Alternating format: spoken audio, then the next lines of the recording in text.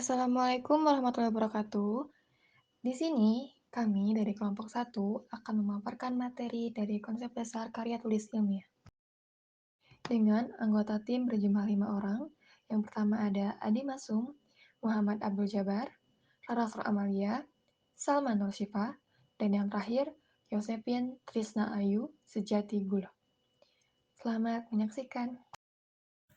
Karya ilmiah merupakan bagian yang tidak dapat dipisahkan dari dunia pendidikan, begitu pula dalam ranah penelitian.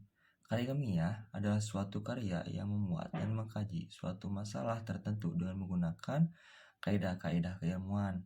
Adapun yang dimaksud dengan kaidah-kaidah keilmuan adalah bahwa karya ilmiah menggunakan metode ilmiah di dalam pembahasan permasalahan, menyajikan kajiannya menggunakan bahasa baku dan tata tulis ilmiah, serta menggunakan prinsip-prinsip keilmuan yang lain seperti bersifat objektif, logis, empiris, sistematis, lugas, jelas, dan konsisten. Pada mulanya, karya tulis ilmiah adalah tulisan yang didasarkan atas suatu penelitian ilmiah. Namun, sekarang mulai berkembang suatu paradigma baru bahwa suatu karya tulis ilmiah tidak harus didasarkan atas penelitian saja, melainkan juga suatu kajian terhadap suatu masalah yang dianalisis oleh ahlinya secara profesional.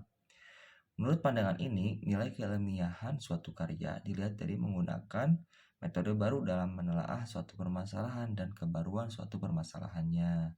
Sekian presentasi dari saya. Assalamualaikum warahmatullahi wabarakatuh. Bahwa tidak semua karya tulis ilmiah merupakan karya ilmiah. Contohnya saja, seperti sebuah cerita pendek, sebuah puisi, sebuah berita di surat kabar merupakan karya tulis tetapi bukan karya tulis ilmiah. Yang disebut karya tulis ilmiah ia di mana karya tersebut memiliki suatu tulisan yang memiliki atau memenuhi syarat dan paling tidak memiliki isi kajian berdasarkan pada lingkup pengetahuan ilmiah. Itu yang pertama. Tentunya saja ada penelitian atau ada lingkup ilmiahnya, bukan hanya sebatas tulisan saja. Dan yang kedua, langkah pengerjaan menggunakan metode. Jadi ada metode dalam penulisan, kan yang bisa disebut dengan satu karya tulis ilmiah karena ada metode yang dipakai atau cara berpikir ilmiah. Dan yang terakhir itu adalah sosok tampilannya memenuhi persyaratan sebagai suatu tulisan atau keilmuan. Jadi ada keilmuan dalam karya tulis ilmiah, bukan hanya sebagai tulisan yang tidak ada kebermanfaatannya atau mungkin tidak ada keberkaitannya dengan keilmiahan. Itu yang disebut dengan karya tulis ilmiah. Baik, selanjutnya di sini saya akan menjelaskan apa manfaat dari KTI. Banyak manfaat yang bisa didapatkan dari membuat karya tulis ilmiah. Menurut Sihomba, dalam Arifin tahun 1993, yang pertama ada mengembangkan keterampilan membaca. Penulis terlatih mengembangkan keterampilan membaca yang efektif. Karena sebelum menyusun karya ilmiah, penulis pasti harus membaca dahulu berbagai kepustakaan yang relevan dengan topik yang akan dibahas dalam karya tulis ilmiahnya. Lalu yang kedua, akan terlatih menggabungkan hasil bacaan dari berbagai sumber buku. Jadi, penulis akan terlatih mengembangkan hasil bacaan dari berbagai buku sumber, mengambil sarinya, dan mengembangkannya ke tingkat pemikiran yang lebih matang. Lalu yang ketiga, lebih mengenal kegiatan kepustakaan. Karena di mana penulis akan berkenalan dengan kegiatan kepustakaan seperti mencari bahan bacaan dalam katalog, pengarang, atau katalog judul buku. Sehingga ketika sudah terlatih, akan mempermudah penulis dalam mendapatkan bahan referensi. Selanjutnya, ada 3 manfaat lagi yang akan dibahas oleh Teh Yosepin. Sekian dari saya, terima kasih. Manfaat yang selanjutnya adalah penulis akan dapat meningkatkan keterampilan dalam mengorganisasikan dan menyajikan fakta secara jelas dan sistematis. Yang dimaksud karena untuk membuat suatu karya tulis ilmiah harus disertakan dengan referensi yang dapat dipercaya, sehingga penulis akan lebih teliti dalam memilih mana yang fakta dan mana yang tidak.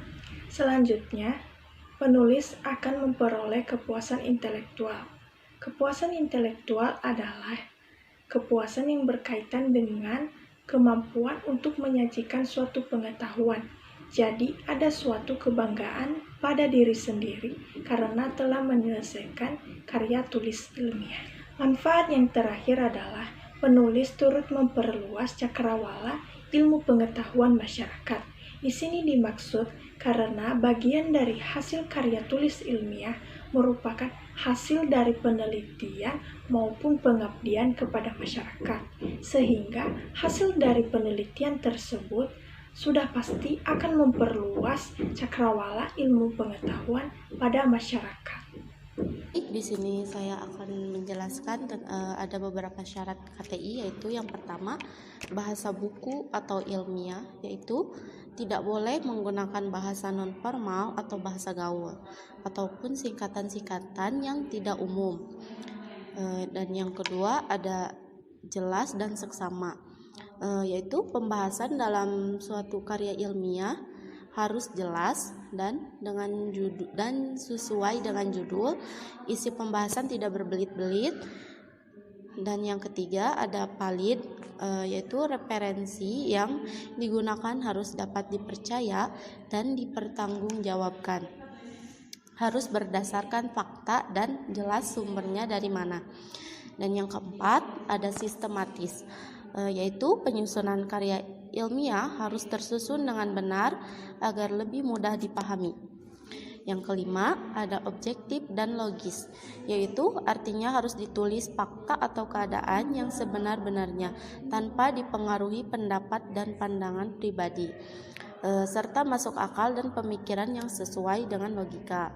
Dan yang keenam, berdasarkan fakta, yaitu karya tulis ilmiah ini tidak boleh dibuat-buat atau direkayasa, harus menerangkan fakta yang sebenarnya. Dan yang terakhir, ada mengacu pada teori, yaitu di mana teori dan hasil penelitian yang digunakan ini digunakan sebagai kerangka teori penelitian untuk menyesuaikan penelitian. Sekian.